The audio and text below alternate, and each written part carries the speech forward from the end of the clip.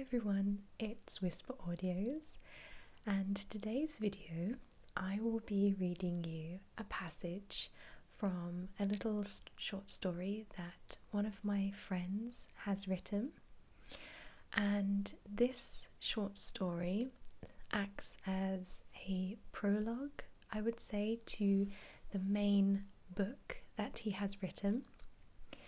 And the prologue, or the little short story, is called The Angel of Tarut.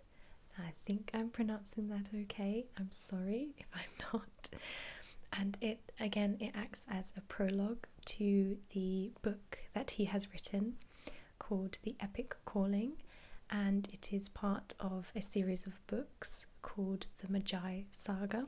Again, I hope I'm pronouncing that okay. And these books have been written by my friend Andrew Dobell.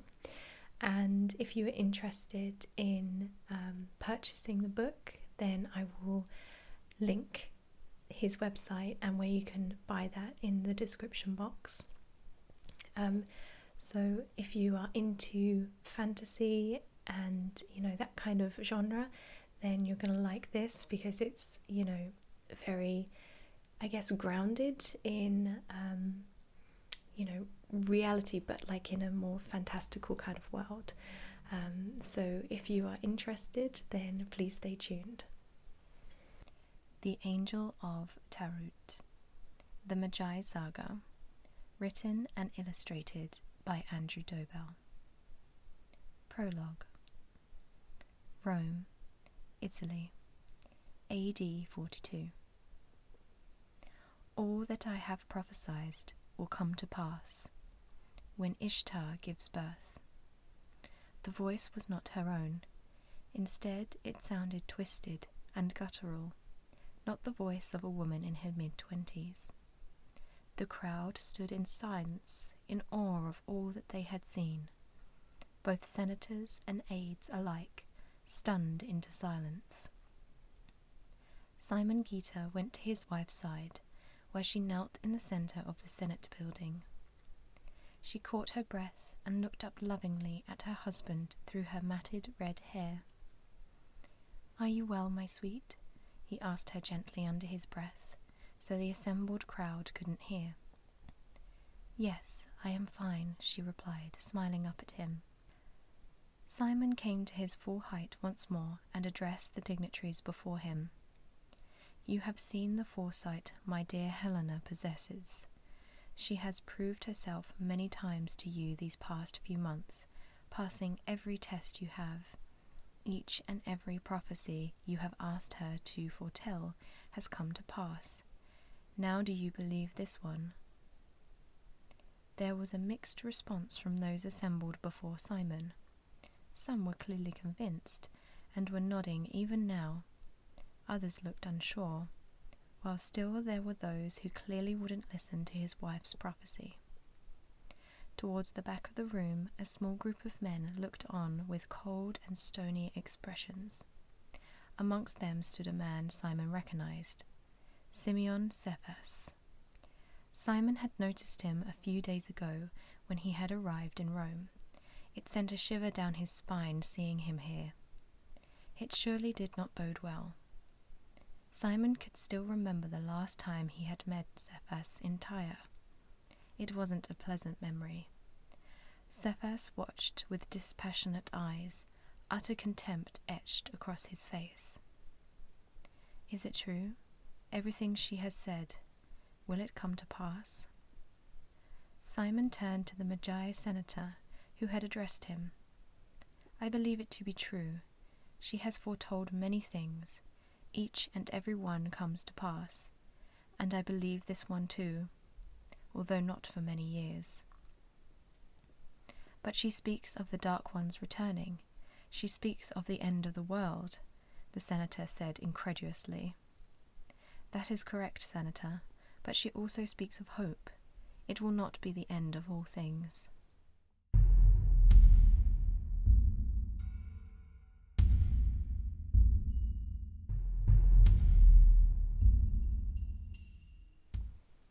I shall never forget that day. It is a day which changed my life forever, and showed me things I never previously had time for. But when it's right there in front of you, you can't help but acknowledge it. The day I'm speaking of happened about 16 or 17 years ago in a different part of the world, an area forever scarred by the events of that day. But I get ahead of myself. Let me set the scene. I'd just graduated from university with a degree in computer science, and I longed to travel the world, see something of the far-off countries in the world before I found a job and started my career. I sometimes wonder if I did the right thing, looking back. Maybe if I had just got on with my career straight away, I might not have made the choices I have since, and I might not have encountered the things I have. But the world is full of what-ifs, and that's not why I'm speaking to you about this. As I said, I was about 21, nearly 22, and I'd set off from merry old England a few months before, saying goodbye to my family and heading out into the great unknown. I'd been travelling through Saudi Arabia and had just spent the day on the island of Bahrain, where I'd been told the second largest island in the Persian Gulf, the island of Tarut, a little north of Bahrain. It was an undiscovered gem apparently, and well worth a visit. So the next day I took an early taxi to Tarut and crossed the island via the Riyadh road and got the taxi to drop me off in the middle of Al-Katif, the main urban area on the island. I immediately started wandering the streets after paying the taxi driver, ambling along and looking every bit the typical tourist. I attracted the usual attention from the locals who tried to sell me their wares. Everything from rugs to spices was offered to me, but I long since learned how to handle their attentions, and I continued on, keeping my money in my pocket. The streets were often narrow, and little more than sandy tracks snaking through the buildings. They were busy as well, with crowds pushing their way along, everyone going about their business for the day. The occasional car or moped inched its way through these streets, sounding their horns to try and make people move, but it never seemed to help much. I must have wandered for about an hour through Al-Katif, fascinated by the local culture and soaking up the atmosphere. I was beginning to think about heading off to see more of the island when something caught my eye through the crowds. For days now I'd seen no other Westerners, no one else with pasty white skin. Everywhere the skin was dark and the hair black, so when I saw the deep flame red hair framing an alabaster face, I couldn't help but notice it. It was a girl, stood in the street a short distance from me, and I could just about make her head and shoulders through the bustle of people. She looked alone and a little lost, and I wondered if I could help, so I made my way through the crowd and wondered what it was I'd say to her.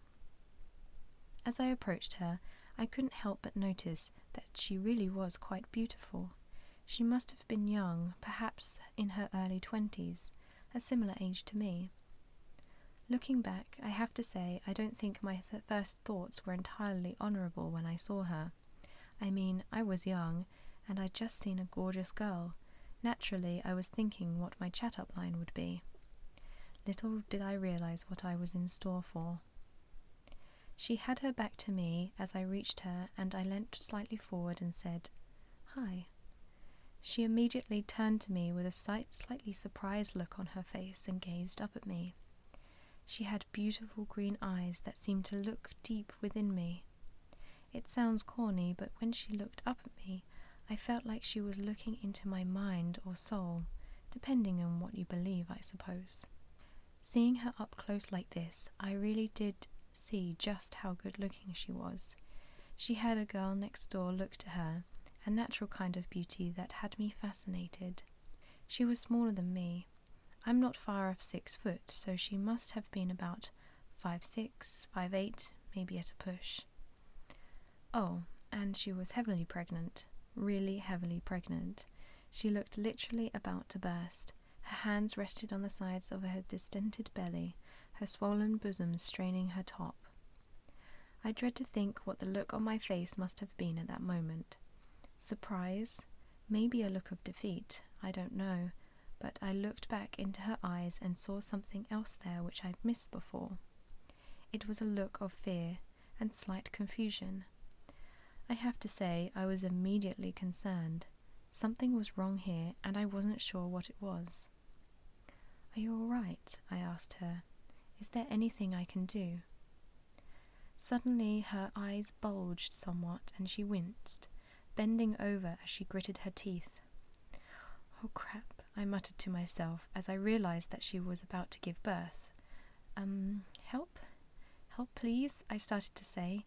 A few people looked round at me, but the girl's hand suddenly took hold of my arm. "No," she said.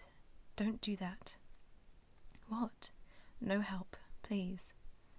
"But you're about to give birth. We have to do something." I felt confused. Why didn't she want my help? Surely we needed a hospital or something. She looked up at me. Then she seemed to be thinking, and after a moment she said, "Okay, you can help me. Come on." "What, me? I'm not sure if that's a..." With that she started walking, pulling me along by the arm with a grip like iron as we headed towards a nearby hotel. She didn't listen to my protests, and after a moment I just gave in. She needed help after all, and she seemed to want me to be that help, so who was I to argue? The girl spoke the local language perfectly, and got us a room which we headed up to right away, the man behind the desk giving us a strange look as we left him. The girl winced and doubled up in pain more times as we ascended the stairs, and when we reached the door to our room she handed me the key and I let us in. The room was dank and grim-looking, no place to have a baby in, I thought, but she shut the door behind us and told me to lock it as she headed to the bed. After locking the door, I turned round to find her pulling off her trousers and underwear and then levering herself up onto the bed. She sat back and spread her legs as she huffed and puffed. I think I must have gulped when I saw this. "You're going to have a look," she said. "What?" I asked, suddenly feeling very squeamish and quite inadequate. "Come here and have a look. Can you see the head?" My stomach flipped. I was about to ask her why she couldn't see herself, but obviously that would have been idiotic given the size of her belly. I'm not a doctor. Isn't there someone we can call? Your husband, maybe?" I stammered. "I'm not married. I'm here alone, and you're the only one who can help me. Now get over here." Her voice left no space for negotiation, so I walked over and gingerly took a look between her legs. I'd had girlfriends. I was seeing nothing I hadn't seen before, and yet I was terrified at what I might see. Maybe a tiny face staring up at me, I don't know. "There's no head yet. I can't see anything. I don't know what I'm looking for." She sat back and breathed for a moment. "Get some towels and some water. I'll talk you through it, don't worry," she said, in a voice way too calm for a lady in labour. "What's your name?" I asked. She looked at me then and seemed to think about this for a moment, almost as if she didn't know her name, before she said, "Sophia. It's Sophia." "I'm Matt Walker." "Nice to meet you, Matt. Now, can you help me, please?" I nodded and set my stuff down. This was going to be a long day. The memories of the next few hours blurred together for me. I had no idea what I was doing, and I was terrified of something going wrong. I'd heard of some of the complications that can occur during childbirth, and if something like that did happen, well, I was praying it didn't, let's just say that. I think the birth was a relatively smooth one. Certainly there were no complications, but I'm no midwife, so I didn't really know. I just know that she gave birth to a lovely baby girl with wispy red hair like her mother, who screamed the place down after her first breath.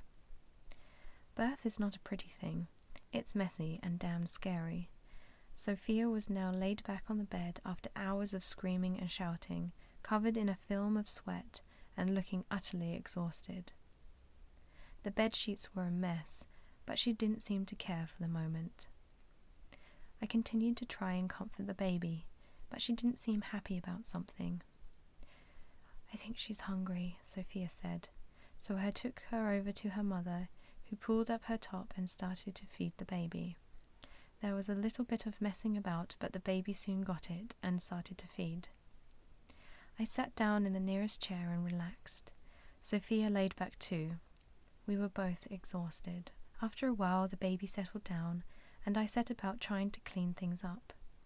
With the baby sleeping on the bed, Sophia stepped into the bathroom, already looking decidedly trimmer. I heard the shower come on as I pottered about the room before collapsing in the chair. I must have dozed off, as I woke up a short time later. Sophia dressed and looking great once more. At the time, I didn't give this a second thought. I had no previous experience to compare it to, but looking back now, the fact that only maybe an hour since giving birth, she looked as trim as someone who had never given birth, had been decidedly odd. That just doesn't happen in real life. But having no idea, I didn't comment, and she seemed ready to leave the room. "What did I miss?" I asked. "Nothing. It's time to leave." "Oh yeah, okay. How's the baby?" "She's good." "Do you have a name for her?" Sophia smiled and rose from the bed where she sat. "She will have a name soon enough." I frowned at this, but she headed for the door and I felt that the subject had been closed, so I left it. Sophia paid for the room, and within moments we were back on the street surrounded by the late afternoon bustle of the city. Sophia stood there, smiling up at me with a look of happiness in her eyes. "Thank you for everything you did. I won't forget you," she said, and kissed me on the cheek. I could have sworn I felt some electricity pass between us as her lips touched my cheek. "Oh, it was nothing. Glad to help, really." "Goodbye, Matt." "Will you be all right?" She nodded. "Goodbye." "Bye," I smiled after her as she turned away, her red hair catching the wind as she walked away from me. I felt like I was in a daze, some kind of fugue state where nothing seemed real, and I felt like I just didn't have closure on this. It was such a bizarre thing. I mean, I had just helped a stranger give birth in a hotel room. If that doesn't qualify as odd, I don't know what did. I walked away from the hotel a short distance, but I stopped and turned back round, quickly catching sight of the distinctive red hair through the crowd. I couldn't just let her go like this. She was vulnerable, alone in a strange city. I would be mad to let her wander off without offering my help. She seemed quite strong-minded, but I had to make sure that they were safe. I broke into a run after her, heading through the crowd, pushing my way through people as they shouted and protested at the stupid Westerner. I didn't listen and continued on, seeing the girl disappear around the side of a building. "Damn it," I muttered and pressed on. I rounded the same corner and saw her a block away. I sprinted after her, but she was round another corner before I was halfway along the next block. Rounding that corner, I found I couldn't see her anymore. There was a crossroads right before me, so I got into the middle of it and craned over people's heads. I thought I'd lost her for a moment, but there she was, the red hair disappearing between two buildings. I got to the alleyway as quick as I could and started jogging up it. It was deserted. Only a few lines of washing hung above me and the rubbish scattered on the floor.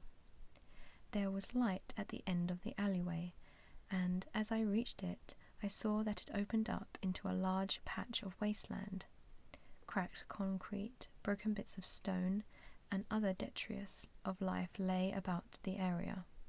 A burnt-out car, bits of fencing, and scrap metal lay here and there, while yellow and green grasses grew up from the cracks. Sophia stood in the middle of all this, a good distance from me, and seemed unaware that I had followed her. I paused for a moment, wondering what she was doing. She just stood there, and I couldn't see the baby. I was about to head over to her when the ground moved. It lurched suddenly, and I pitched sideways into the wall of the building.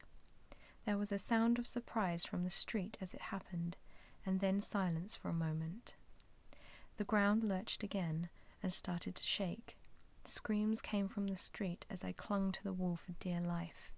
I looked up at the building, saw a crack race up its side, and came to the conclusion this would be a bad place to stand. I quickly moved forward and into the open, heading towards Sophia. She stood there in the middle of the open ground, apparently untroubled by the earthquake, with her hands held palms up and out to her sides, her face to the sky. I noticed the baby on the ground before her. What was she doing? "Sophia," I called. "Sophia!" But she didn't hear me. The shaking got worse, and I fell to my knees when suddenly there was a deafening crack of rock from up ahead. I saw a great billow of dust shoot up from the ground and envelop Sophia and the baby as the ground where they stood ripped open. I screamed at them to run, but I couldn't even hear myself over the noise. Then seconds later, my shout caught in my throat as I saw her again. She was rising up off the ground, slowly levitating up through the dust cloud, the baby a few feet in front of her and floating as well. Within moments they were 30 feet and hanging in mid-air, my mouth wide and the noise no longer really registering. I stared up at them in shock. I must be going mad, I thought. I rubbed my eyes and looked all around me for the crane and the TV crew ready to say, "Surprise!" But there was none of that. Just the deafening noise as the earth ripped itself apart and terrified screams from the street. I looked up at Sophia again as golden energy, like lightning, crackled about her and landed at the floor. I was so engrossed I didn't see the widening crack head towards me. The first thing I knew about it was when the patch of concrete I'd been kneeling on tilted suddenly and lurched down, my stomach being momentarily left behind. The crack had grown into a fissure, and it swept past me, widening further as it went. It was easily a few meters across, and the section of ground I sat on had moments ago become the edge of a fissure before dropping into the crack, a few meters below ground level. To my left there was a wall of jagged rock which I'd have to climb to get out. Everywhere shook, the movement incredibly violent now as chunks of rock and boulders bigger than my head fell down the edges of the fissure or were flung up from its depths as pressure crushed the rock. I had no idea what had become of Sophia. I just clung to the ledge for dear life, trying not to get myself killed in the process. The fissure steadily widened, and I could see buildings pitching into it, crumbling away like they were nothing and disappearing into the rolling depths. Time seemed to lose its meaning as I crouched there, watching this happen all around me. Part of me felt terrified, but the other part of me couldn't help but watch, fascinated by what was happening to the city. My thoughts returned to Sophia again as I sat on that rock. What on earth had been happening with her? People can't float. They can't fly. It was insane. My mind had trouble making sense of it all. I couldn't comprehend it. For Christ's sake, it looked to me like she had caused this earthquake. It was as if she had brought it on, like magic. Crazy. It's just crazy to think like that, or so I thought at the time. The great crack must have reached the edges of the island, or something, because there was a growing roar when suddenly a torrent of water surged along the fissure, white and foamy as it crashed through the debris of the quake. It passed below me, but I got soaked anyway by the wet mist that came with it. As I watched, the water started to rise up towards me, and I couldn't help but think this might be the end of me. Thoughts of my death and how it would affect those around me, my family, how I had never said goodbye to them, and how I would give anything to be able to talk to them once more, to tell them that I loved them. "And you will, Matthew, you will." I looked up at Sophia, who hung in the air before me, floating with her hand out towards me, and I just couldn't say a word. Had she read my mind? "Take my hand, Matthew. It is not your time to die. Not yet," she said, gently and with no real urgency in her voice. I noticed that the ground had nearly stopped shaking. There seemed to be a bubble of calm all about me now that Sophia had arrived. "How are you doing that?" I asked. She just continued to look at me and smiled. "That's not important, Matthew. What's important is your life, and making sure you don't lose it today." I stood up, gingerly, unsure as to whether this calmness would last. Straightening up and looking at Sophia once more, I paused for a moment. I wanted answers. I wanted to know what the hell was going on, but I knew this was neither the time nor the place to start this conversation. I offered my hand, and she took it in hers. Suddenly I felt weightless, and the ledge I had been on fell away as we rose up. I should have been terrified, hanging like that in mid-air, but I wasn't, not at all. I felt calm and safe, protected. I looked at the beautiful girl who was saving my life, and she looked back at me, a confidence and wisdom there that seemed way in excess of her apparent years. "Why?" I asked. "Why are you doing this?" "It simply must be. That is all you need to know." "But the baby, where is the baby?" "She's safe. She will have her own life to lead, and it will be extraordinary." I had no idea what she was talking about, and I still have no idea now. It made no sense. Something must have happened then, as I don't remember anything past that point. The next thing I do remember is waking up on another part of the island, close to the two roads that crossed to the mainland. There was chaos all around me as emergency services rushed to the scene and did what they could to help those trapped in the quake. I picked myself up and walked off the island, suddenly in no mood to continue my travels. Something fundamental had changed for me that day. Something had changed my view on the world around me. You've no doubt heard the news reports of the event, how, in what was called a miracle at the time, no one was killed, and most serious injury on that day was a broken arm. Most escaped with cuts and bruises, or no injuries at all. You probably heard the stories of the Angel of Tarut as well, the mysterious red-headed female figure who seemed to be in several places at once, ushering people to safety. She called herself Sophia. It means wisdom. It's a name used a lot in mythology, and I suppose it's right she's thought of as an angel. She saved many people's lives that day, if you believe the stories. The experts simply say it was the stress of the disaster. People hallucinate. They think they see things like angels. It's all explainable, they say. I don't know. I can't explain what I saw. I can't explain my experiences of that day. I suppose it changed me, made me open my mind up to other possibilities, other ways of thinking and seeing. Whoever she was, she changed my life. Only time will tell if it's been changed for better or for worse. After that day I returned home and got a job. Kept busy, trying to forget my experiences, but I couldn't help but see clues to something more. Reports of unexplained disappearances, or of strange phenomena where the witness is usually ridiculed for being crazy. But are they? Or have they just seen something that most people don't see? Have they managed to peek behind the curtain and glimpse a fragment of the real truth? I left my job eventually. My family are distant. I have no ties, no partner, and enough money to live on for a while to come. I must know what's going on. I must find out the truth. I have to know that I'm not going mad. Sometimes I wonder about the baby. What happened to her? She'll be a teenager now, a young woman. Does she know the answers I seek? Maybe I can find her. Maybe she can help me.